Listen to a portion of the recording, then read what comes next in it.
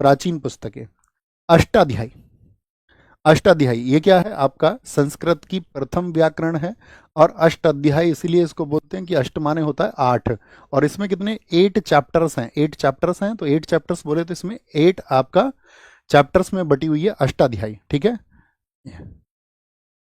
ठीक है। महाभाष्य, महाभाष्य की अगर हम बात करें, आपका इनको लिखा है पतंजलि ने। और योग शास्त्र भी किसने लिखा है? पतंजलि ने। यानी कि योग पर, योग तो आप समझते होंगे हमारी कि भाई हमको योग से किस तरह के लाभ प्राप्त हो सकते हैं, योग के द्वारा हमारे जीवन को हम किस दिशा में बदल सकते हैं, इस सब के बारे में बताया है किसने? पतंजलि ने। और ये क्या है? हमारा एक दर्शन भी है। आप जानते होंगे भारत में कितने दर्शन है? तो उनको हम बोलते हैं षड दर्शन, अर्थात 6 दर्शन उनको हम कहते हैं। उन्हीं 6 दर्शनों में से एक दर्शन कौन सा है? जो 6 फिलॉसफीज हैं उनमें से आपका एक फिलॉसफी है हमारा कौन सा? वो है योग। कौन सा? योग। और वो किसके द्वारा है? पतंजलि के द्वारा है। बुद्ध चरित्र, ये अश्व घोष है। तो अश्व घोष क्या लिखते हैं बुद्ध चरित्र में? ये लिखते हैं महात्मा बुद्ध का जो लाइफ रहा, महात्मा बुद्ध जी की जो लाइफ है, लिखना इसमें महात्मा बुद्ध का जीवन, बुद्ध का जीवन और उनका जो दर्शन रहा, उन्होंने लाइफ के बारे में जो फिलॉसफी दी, उसको लिखा गया है। किसमें लिखा गया है? वो साथी आपका बुद्ध चरित्र में लिखा गया है। महाविभाषा शास्त्र, ये भी बौद्ध धर्म की पुस्तक है, इसको वसुमित्र ने लिखा है। और वसुमित्र इसमें क्या लिखते हैं? वसुमित्र लिखते हैं इसमें बौद्ध धर्म के बारे में ही। तो इसको कहा जाता है बौद्ध धर्म का विश्वकोश। ठीक है, विश्वकोश, यानी बौद्ध धर्म के बारे में आपको कुछ जानना है, बौद्ध धर्म का विश्वकोश। आ गए सर? स्वपनवास बदत्ता, ये किसकी बुक है? ये है भास की पुस्तक, भास की पुस्तक। आपने एक राजा का नाम सुना होगा, राजा उदयन, सुने हैं आपने कभी? राजा उदयन थे पाटलिपुत्र में, एक राजा उदयन वत्स प्रदेश के। तो ये राजा उदयन की जो मतलब प्रेम कहानी है, ठीक है ना, स्वप्न वासवदत्ता। तो वासवदत्ता उनकी प्रेमिका है, वासवदत्ता उनकी प्रेमिका है, मतलब उनके सपने में आई थी एक बार वासवदत्ता। ठीक है, समझ गए तुम? मतलब राजा उदयन, ऐसे मैं तुम्हें कहानी बताता हूँ पूरी। राजा उदयन थे, तो राजा उदयन बहुत प्रेम करते थे वासवदत्ता से, तो उन्होंने उससे शादी भी कर ली। ठीक है, प्रेम भी किया और शादी भी कर ली। लेकिन ऐसे स्थिति आ गई प्रदेश में कि भाई जो मगध साम्राज्य था उसके साथ में भी हाथ मिलाना था, और मगध की राजकुमारी से भी शादी करनी थी। लेकिन बेचारे प्रेम इससे करते थे तो दूसरी पत्नी कैसे ले आए? तो बड़ी दुविधा में फंसे। तो इनकी इन पत्नी ने इनका साथ दिया कि तुम दूसरी पत्नी ले आओ, कोई दिक्कत नहीं है, हमें कोई दिक्कत नहीं है, राज्य की सुरक्षा हमारे लिए प्राथमिक बात है। ठीक है, शादी होना कोई बड़ी बात नहीं है, तो दूसरी वाइफ तुम ला सकते हो। सोचो कितना बड़ा समर्पण है। और ऐसे में भैया कहते हैं कि ये फिर कह देते हैं कि भाई क्या सूचना फैलाई जाए। तो इनके जो मंत्री थे वो बहुत चालाक थे, इनके मतलब जो प्राइम मिनिस्टर थे, कहते हैं वो मतलब चाणक्य जी की तुलना तो नहीं कर सकते, लेकिन कहते हैं काफ़ी क्लेवर थे वो भी, गोविंद नारायण। तो वो क्या बोलते हैं कि इनकी मरने की खबर चला देते हैं वासवदत्ता की, कि वासवदत्ता तो मर चुकी हैं, वासवदत्ता अब जीवित नहीं। और ये कहाँ रहने लगती हैं? कहीं एकांतवास में। राजा उदयन भी इनसे मिलने जाते थे एकांतवास में, तो उनकी शादी करा देते हैं वो मगध की राजकुमारी से। मगध की राजकुमारी से जब शादी हो जाती है, लेकिन कुछ समय के बाद में खुलासा हो जाता है, लेकिन तब तक क्या है कि वो भी एक्सेप्ट कर लेती हैं, ठीक है तुम्हारी पत्नी तुम घर ही ले आओ, पहली वाली को भी। तो ये उसकी कहानी है ना। एक बच्चा कह रहा सर जी बहुत बड़ा समर्पण है ये तो। कामसूत्र, कामसूत्र की बात करेंगे, आपका ये वात्स्यायन ने लिखी है। और यौन शिक्षा पर, जैसे आज आप देखते भी होंगे बहुत पूछी जाती है, कामसूत्र बहुत इंपॉर्टेंट मानना आप, बुद्ध चरित्र को आप महत्वपूर्ण मार्क करना। ठीक है, और आपका अष्टाध्यायी को आप महत्वपूर्ण मार्क करना। देखिए, जैसे आज भी आप देखते होंगे ना कि भाई वो आपका एक वो फिनोमेना चलता रहता है कि भाई सेक्स एजुकेशन पर बात होनी चाहिए। अभी भी हमारे गांव में लोग नहीं समझते उन सब चीज़ों को, तो कई बार भ्रूण में हत्याएं हो रही हैं उसकी वजह से, मिसकैरेज हो रहे हैं, क्योंकि लोगों को उसके बारे में पता नहीं है।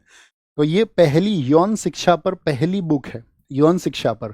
लेकिन इस बुक को इस तरह से प्रेजेंट किया गया है मार्केट में, जैसे ही नाम कोई कामसूत्र का लेता है तो उनको लगता है कि सिर्फ इसमें क्या है, इसके बारे में ऐसे चलता है कि ये पुस्तक सिर्फ सेक्स के बारे में बताती है या सेक्स पोजिशंस के बारे में बताती है। ऐसा नहीं, इस पुस्तक में 36 अध्याय हैं। 36 अध्यायों में से सिर्फ एक अध्याय है जो कि आपका काम स्थितियों के बारे में बताता है। बाकी अध्यायों में दाम्पत्य जीवन कैसे चलेगा आपका, आप जैसे आज लोग देखते हो आपकी वो शादी होने के बाद में भी कहीं ना कहीं वो मुखर रहते हैं, उनके संबंध कहीं ना कहीं और पाए जाते हैं। तो वो सब चीज़ें कैसे रुकेंगी, एक पत्नी पर कैसे लोग मतलब एक पत्नी व्यवस्था के साथ में ही कैसे चल पाएंगे, बहुपत्नी की तरफ ना जाए, दाम्पत्य जीवन कैसे चलेगा, एक परिवार कैसे चलना चाहिए, तो उसमें उन सब आदर्शों को लिखा गया है कि कैसे एक परिवार चलना है। ठीक है, यानी काम के बारे में आप जानते होगे ना, चार चीज़ों के बारे में, धर्म अर्थ काम मोक्ष। तो ये कहा जाता है जिस प्रकार अर्थ के लिए अर्थशास्त्र पुस्तक बेहद उपयोगी है, उसी तरह काम के लिए कामसूत्र पुस्तक बेहद उपयोगी है। ये बहुत क्वेश्चन पूछा जाता है। कुमार संभवम ये किसकी है, कालिदास की। और कालिदास को क्या बोलते हैं, भारत का शेक्सपियर। भारत का शेक्सपियर, यानी शेक्सपियर हुए तो इनके बाद में, लेकिन शेक्सपियर से इनकी तुलना की जाती है। क्यों, वाई, कौन बताएगा? क्योंकि शेक्सपियर लिखते थे लव स्टोरीज। शेक्सपियर पढ़े होंगे आपने, जिन साथियों ने बीए को किया होगा वो जानते होंगे शेक्सपियर के बारे में। शेक्सपियर ने जैसे रोमियो जूलियट कहानी लिखी है, ठीक है, बहुत सारी प्रेम कहानियां उन्होंने लिखी हैं। बाकी हम जब आपका यूपी बोर्ड में, तो जूलियस सीजर उन्हीं का लिखा हुआ है। मतलब राजा प्रेम कहानियां बहुत सारी लिखी हैं उन्होंने, बहुत सारी प्रेम कहानी लिखी। ऐसी भारत में प्रेम कहानियां किसने लिखी हैं? तो भारत में प्रेम कहानियां लिखी हैं कालिदास जी ने। कुमार संभवम, कुमार संभवम, अगर हम बात करें आपसे कुमार संभवम की, तो ये किसकी कहानी है? ये है आपके कुमार पुत्र के जन्म लेने की कहानी। जैसे कि आपको पता हो एक वो राक्षस से, क्या अभी हम नाम भूल रहे हैं उनका, हाँ, तारकासुर। तारकासुर जो राक्षस थे, तो तारकासुर राक्षस के वध के लिए भगवान कार्तिकेय का जन्म हुआ था, माँ भगवान शिव और माँ पार्वती के, है ना, द्वारा। तो वो जो कार्तिकेय थे उन्होंने वध किया था तारकासुर का। तो उसकी कहानी किसमें है आपका, वही कुमार संभवम में कहानी है।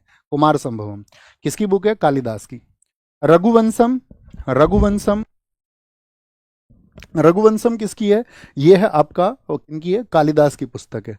अच्छा, इसके अलावा भी कालिदास ने पुस्तक लिखी है या नहीं लिखी है? रघुवंश समझ रहे हैं, जिसमें आपका रघुकुल को दर्शाया गया है। रघुकुल को, रघुकुल बोले तो आपका भगवान श्री राम जी के जो आपका पूर्वज थे, पूर्वज थे, यानी किस तरह से आपका रघुकुल चला था। जैसे कि ब्रह्मा मरीचि से लेकर के जो आपका उसमें इक्ष्वाकु भी हुए, आपका कुछ भी हुए, भगीरथ का कुछ है, रघु हुए, आपका अज दशरथ, फिर भगवान श्री राम हुए।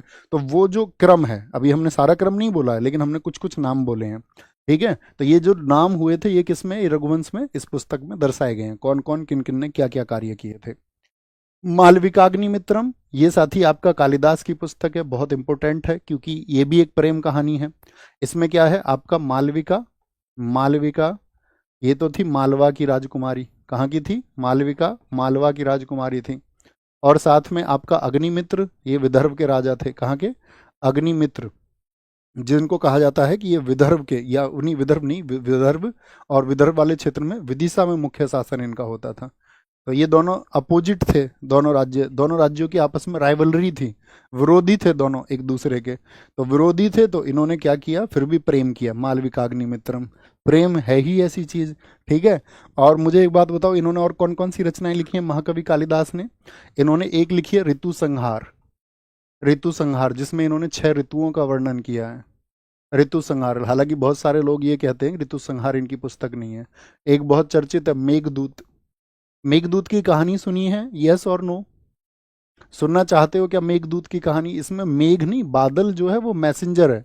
ये कहानी है यक्ष की, जो अकबर के यहाँ पर आपका, अकबर के यहाँ पर, यस यस यस, नो कह रहे हैं, वापस आओ, तो नो कह रहे हैं बहुत सारे लोग, कह रहे नहीं सुनेंगे कहानी।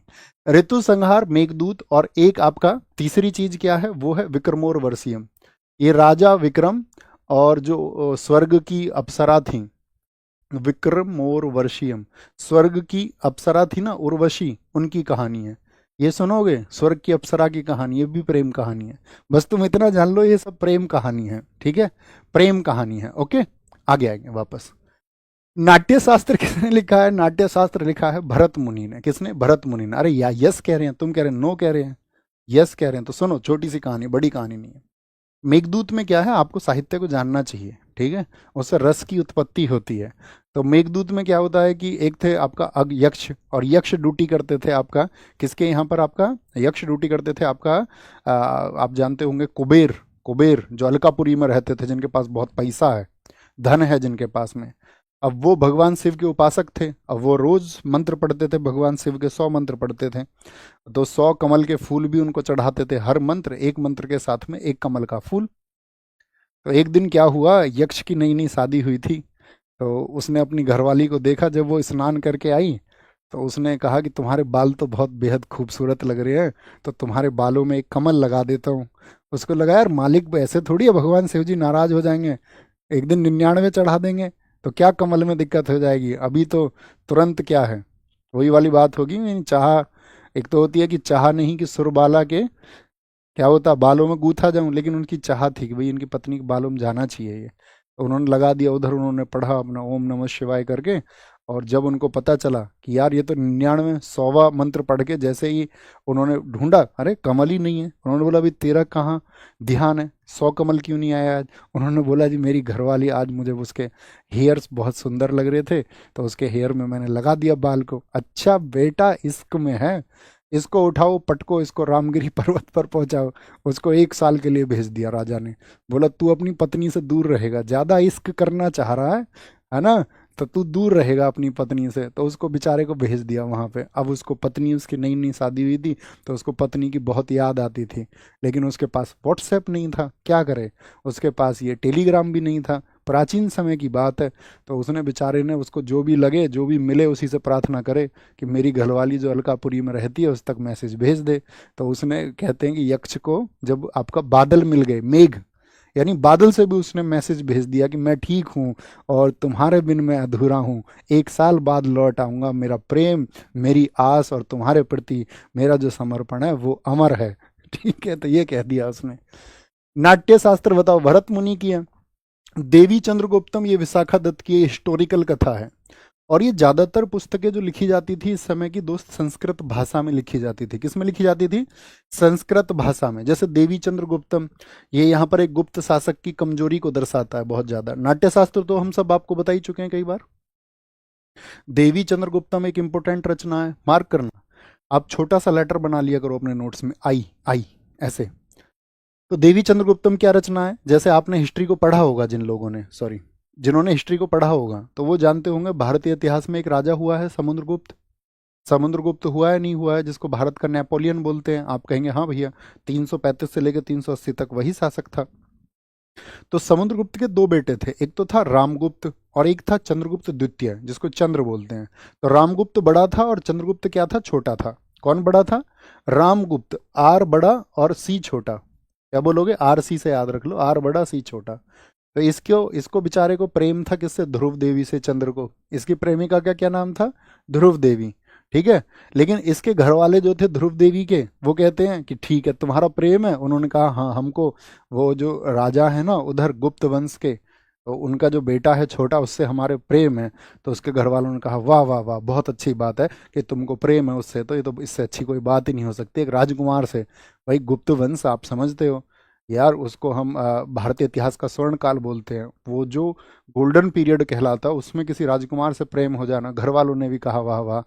तो वो सब ये सोचते थे कि चंद्रगुप्त ही गद्दी पर बैठेगा, क्यों भैया, बड़ा बेटा क्यों नहीं बैठेगा। ये थोड़ा कमजोर प्रवृत्ति का आदमी था रामगुप्त।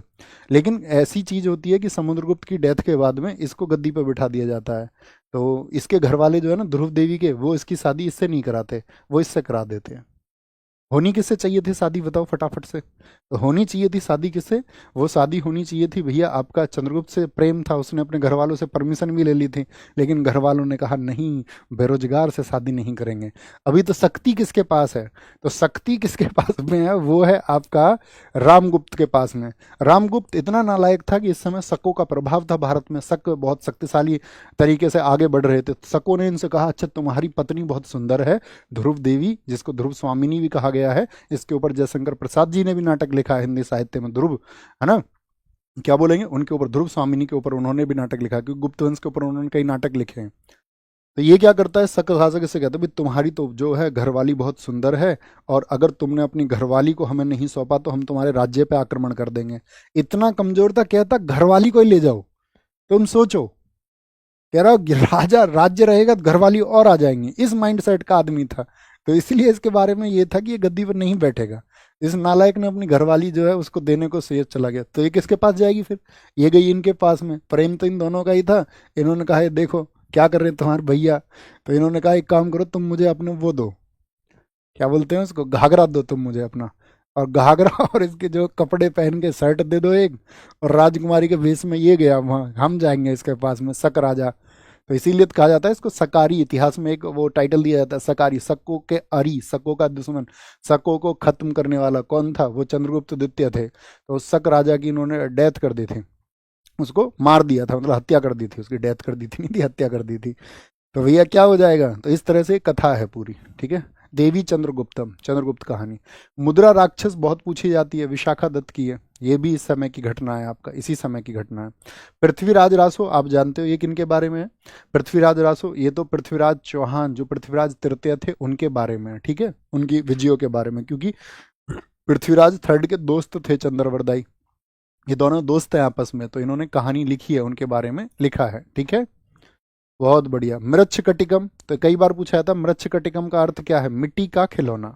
क्या बोलोगे, मिट्टी का खिलौना, मिट्टी का खिलौना, मिट्टी का खिलौना, ओके, मिट्टी का खिलौना।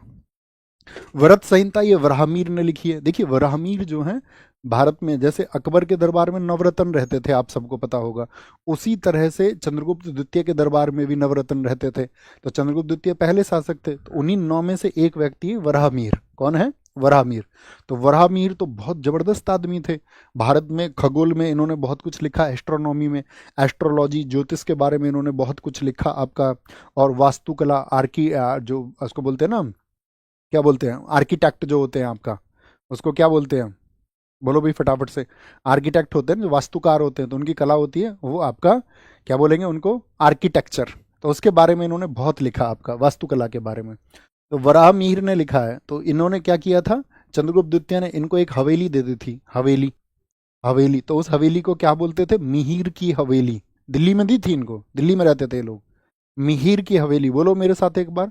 इनको एक हवेली दी राजा ने कि भाई ये अच्छे रिसर्चर हैं और इनकी रिसर्च हमारे देश के काम आएगी, तो इनको हम सुरक्षा दे देते हैं। हमारे यहाँ पे जाते हैं इसरो के साइंटिस्टों को, ये कहते हैं भैया 60,000 रुपये में कर लोगे सरकारी नौकरी। इसरो का साइंटिस्ट क्या सोचता है, यार 60,000 में बार्क बहावा डीआरडीओ, 1 लाख रुपए में कर लोगे जी। तो वही लोग टिक पाते हैं जिनके अंदर देशभक्ति है, नहीं तो बाकी सोचते इतने कम वेतन में कैसे काम हो पाएगा वो सब। तो ऐसे वराहमीर थे। तो जो राजा पहले बहुत प्रसरत देते थे, बहुत संरक्षण देते थे, जो लोग विज्ञान में देश को आगे ले जा सकते थे, ज्ञान को आगे बढ़ा सकते थे, तो वो राजा बहुत उनको सपोर्ट करते थे। तो इनको दिए हवेली, मिहिर की हवेली। वही मिहिर की हवेली दिल्ली में आज क्या कहलाता है, महरौली। क्या बोलते हैं उसको, धीरे धीरे हम नाम बदल ही देते हैं, मिहिर की हवेली, मिहिर की हवेली, मिहिर की हवेली, उसको हमने बता दिया महरौली। तो वो जो महरौली आज जगह है वो यही मिहिर की हवेली है। पंच सिद्धांतिका पुस्तक, इसमें भी उन्होंने बहुत कुछ लिखा भारत के बारे में। पंचतंत्र ये विष्णु शर्मा की है। इसको कहते हैं कि आपके घर में यदि छोटे बच्चे हैं तो आपको उनको पंचतंत्र की कहानियां जरूर सुनानी चाहिए, या उनको पढ़ के अपने बच्चों को सिखानी चाहिए, क्योंकि इसमें 84 स्टोरीज हैं, 5 उन्होंने कैटेगरी बना रखी हैं, 84 स्टोरीज हैं, और इसमें बताई जाती है एथिक्स वैल्यू, एथिकल वैल्यू, नैतिक शिक्षा। तो ये पंचतंत्र किसके बारे में, नैतिक शिक्षा। और याद रखना ना, ये भारत की सबसे चर्चित पुस्तक है। दुनिया में अगर हम बात करें तो आपका बाइबल के बाद में दूसरी सबसे ज़्यादा बिकने वाली पुस्तक कौन सी है, वो पंचतंत्र है। बाइबल बिकती है पूरी दुनिया में सबसे ज़्यादा, और उसके बाद में भारत की ये पुस्तक पंचतंत्र दूसरे नंबर पर आती है। पंचतंत्र किसकी पुस्तक है, विष्णु शर्मा की। क्या है इसमें, नैतिक शिक्षा, नैतिक शिक्षा। रीट में पूछा गया था, रीट में, कि आपका पंचतंत्र पुस्तक में क्या आपका वर्णित है, तो नैतिक शिक्षा, क्या बोलेंगे, नैतिक शिक्षा है, मोरल एजुकेशन। किरातार्जुनियम, ये आपका साथी किसकी पुस्तक है, ये भारवी की पुस्तक है, किसकी, भारवी की, ठीक है। ये है आपका किरातार्जुनियम। देखो किरात नाम से क्या है आपका, किरात किसको बोलते हैं, भगवान शिव को बोलते हैं, अर्जुन। भगवान शिव और अर्जुन का एक युद्ध हुआ था नहीं, जब भगवान शिव आपका शिकारी वेश में आ गए थे। आपने यदि महाभारत को देखा हो तो आपको पता होना चाहिए, क्योंकि इन्होंने उनसे क्या लिया था, पाशुपतास्त्र लिया था। जो पाशुपति अस्त्र था वो इन्हीं के पास में, अर्जुन के पास में, तो उसको लिखा है भारवी ने। बहुत इंपॉर्टेंट बुक है ये भी, इसको इंपोर्टेंट मार्क करना दोस्तों, इंपोर्टेंट। 10 कुमार चरित्र, इसमें 10 राजकुमारों की कहानी है। हर्ष चरित्र बहुत इंपॉर्टेंट है, हर्ष चरित्र अक्सर पूछी जाती है, हिस्ट्री की बुक्स भी इसी में आएंगे। बाणभट्ट की, देखिए बाणभट्ट किसके दरबारी कवि थे, बाणभट्ट जो है ये हर्षवर्धन के ही दरबारी हैं। किसके, हर्षवर्धन के कोर्ट पॉइंट थे, हर्षवर्धन के दरबारी कवि हैं। हर्षवर्धन के दरबारी कवि कौन है, बाणभट्ट। तो बाणभट्ट ने क्या क्या लिखा, हर्षचरित्र को और कादम्बरी को। हालांकि ये कहा जाता है कि हर्षचरित्र को जब लिखा गया तो हर्षचरित्र में कुल 8 चैप्टर हैं, तो उनमें से 5 ही लिखे हर्ष ने और 3 लिखे थे आपका किसने, 3 कहे जाते हैं आपका बाणभट्ट ने। यानी कि वहाँ चैप्टर को उच्छ्वास कहा गया, यानी 5 उच्छ्वास लिखे आपका किसने, 5 उच्छ्वास लिखे आपका हर्ष ने और 3 लिखे आपका किसने, बाणभट्ट ने, जो इसका कोट पॉइंट है। रत्नावली और प्रियदर्शिका ये किसके हैं, हर्षवर्धन के। तीसरा नाटक और है हर्षवर्धन का, बताओ कौन सा है। तो एक कादम्बरी को भी भैया बहुत महत्वपूर्ण मार्क करना। रत्नावली, प्रियदर्शिका को आई लिखना, आई प्रियदर्शिका। मालती माधव किसकी बुक है, वो भवभूति की बुक है, भवभूति। पृथ्वीराज विजय जगनिक ने लिखा है। कर्पूर मंजरी ये साथी आपका राजशेखर ने लिखा है। काव्य मीमांसा राजशेखर ने लिखा है।